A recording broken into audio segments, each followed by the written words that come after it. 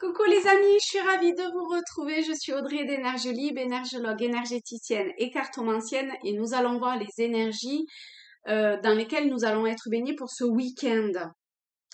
Allez, on est parti. Alors c'était dans deux axes différents, donc je vais commencer par celle-ci. Donc on a celle-là, je les mettrai après, parce que j'ai l'impression que c'est différent, que c'est deux choses qui peuvent être complémentaires, mais qui quand même sont à dissocier quelque part, d'accord? Donc avec celle-ci, on a cette idée de l'automne, enfin de l'hiver, dans le sens de revenir à quelque chose de l'ordre de l'inactivité pour mieux. C'est-à-dire qu'on peut pas être dans l'activité physique quelque part et dans c'est pas parce qu'on n'est pas, je vais y arriver, c'est pas parce qu'on n'est pas actif physiquement à faire que on ne, il n'y a rien qui travaille à l'intérieur. Vous voyez, l'hiver, la nature, on a l'impression qu'elle est morte quelque part. Il n'y a pas d'évolution, les feuilles sont tombées, tout dehors. Et pourtant, en arrière-plan, caché aux yeux de la majorité, il se passe plein, plein de choses. Et bien là, pour ce week-end, c'est pareil. D'accord? Il y a cette idée-là. Donc, oser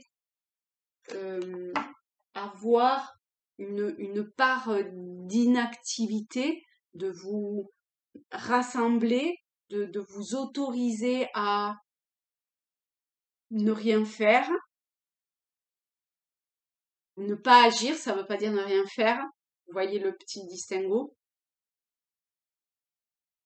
C'est pas parce qu'on n'agit pas qu'il ne se fait rien. Voilà. Ok. La, la deuxième chose, c'est vachement plus coloré, hein. C'est, hop, c'est de là. Alors.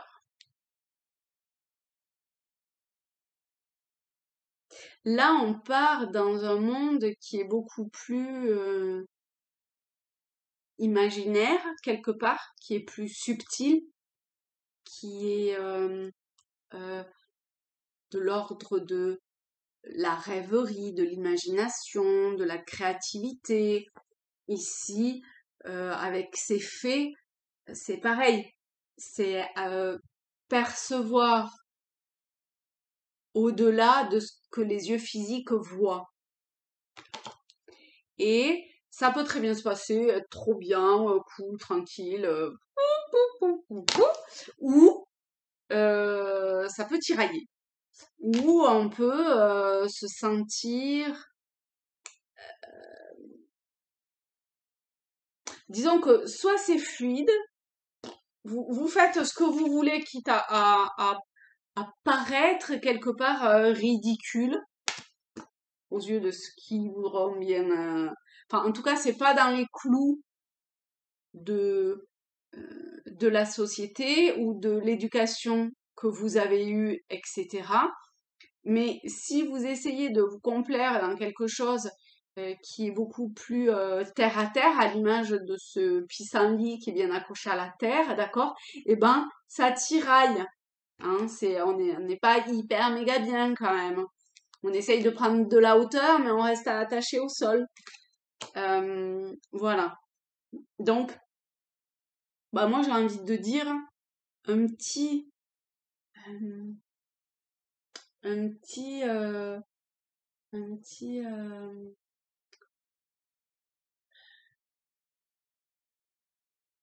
C'est pas de l'utopie, c'est vraiment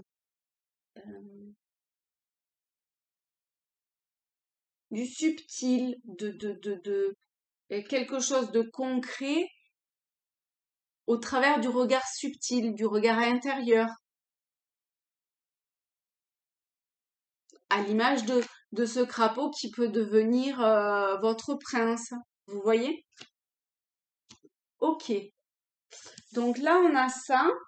Est-ce que je prends un autre jeu, celui-ci, pour avoir...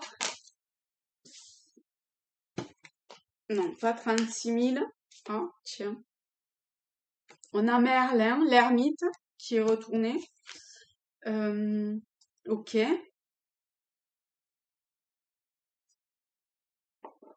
Je vais quand même prendre, parce que cet ermite-là, pour moi, Merlin d'ailleurs, on est vraiment dans la magie, hein. À quelque chose de magique, j'allais dire, mais voilà, c'est Merlin, Merlin l'enchanteur. Donc, on va voir si on peut l'attribuer à avoir une précision, à essayer de rétrécir l'entonnoir un petit peu. Alors, ok, merci. Et il y a le 7 de bâton. Ok.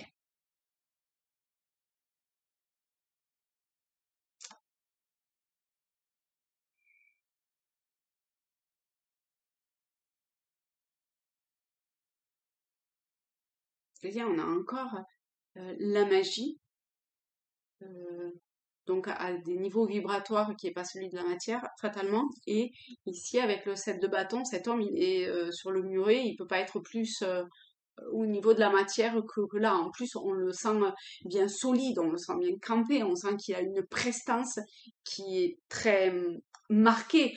Alors que Merlin, c'est le vieux, quoi, hein. Il arrive à la fin de sa vie, hein, c'est l'ermite.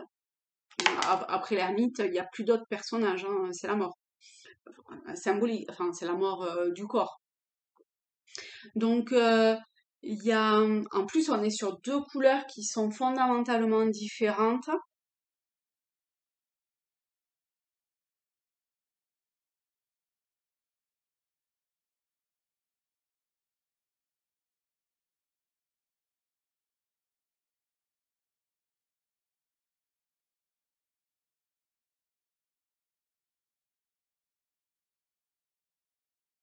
Alors,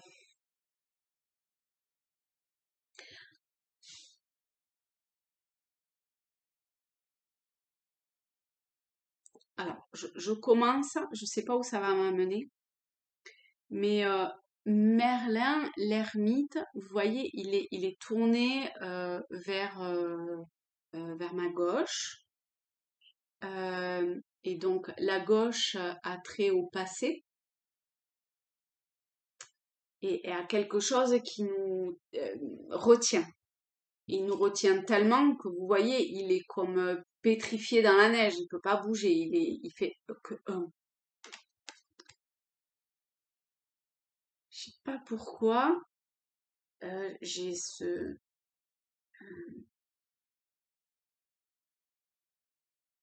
sais vraiment pas pourquoi, hein. J'ai ce truc euh, de ce passé qui empêche d'avancer. Et Merlin, pour moi, c'est une carte qui peut être vraiment magnifique parce que elle a trait à, à une forme de sagesse, de, il suit sa lumière intérieure, c'est magnifique. Donc là, il y a peut-être euh, quelque chose qui retient ça,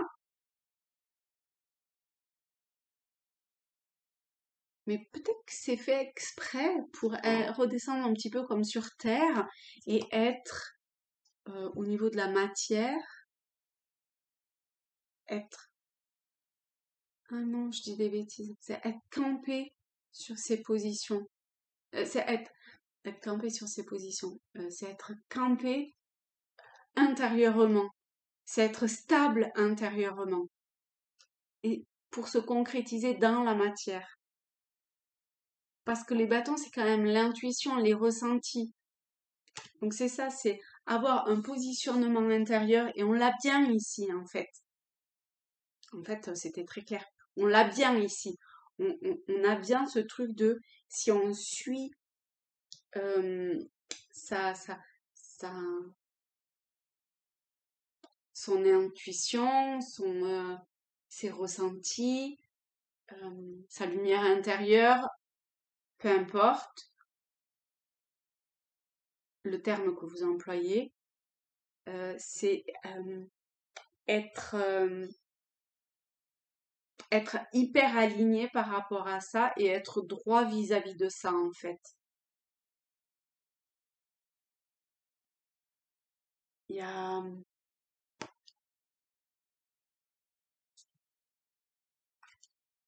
ouais, il faut pas vous retourner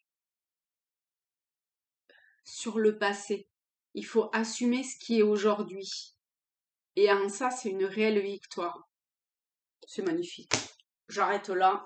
Ma conclusion, je l'adore. Allez, je vous souhaite un très bon week-end à tous, à toutes. Je vous embrasse et je vous dis à bientôt. Bye bye.